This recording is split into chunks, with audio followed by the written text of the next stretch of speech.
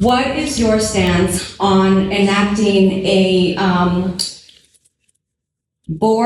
citizen review board for the police department to review policies that I have discovered that are very problematic and put the community at large at risk, not just from federal agents, but also from the police department?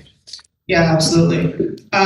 Like I said, the public safety only works if it has the buy-in of the community, right? And if Portland can have a community board that oversees their police department and their policies and their use of force, then we can have one too, because ultimately it's not a punishment for the police department to be responsive to the communities in which they live. It is their responsibility, right? It is only through our own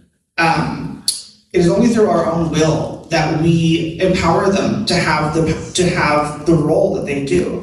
And so they need to remember that ultimately their bosses are the people of Beaverton. And that means that the city council needs to exercise a good amount of control over the police department, at least not control, but more like oversight. And additionally, citizens deserve to have that oversight as well. So I think if you combine those two things, then you end up with a happy medium. But ultimately, we only have city council right now, and we don't have citizens doing any of the oversight.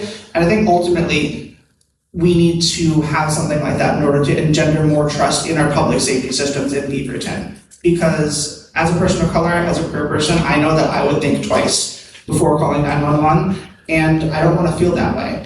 And I think that we need to make sure that for almost half of Beavertonians who fall into one of those groups, we need to make sure that we can build as much trust as possible in our public safety systems so they know that when they're in danger, they have someone they can call that they can trust.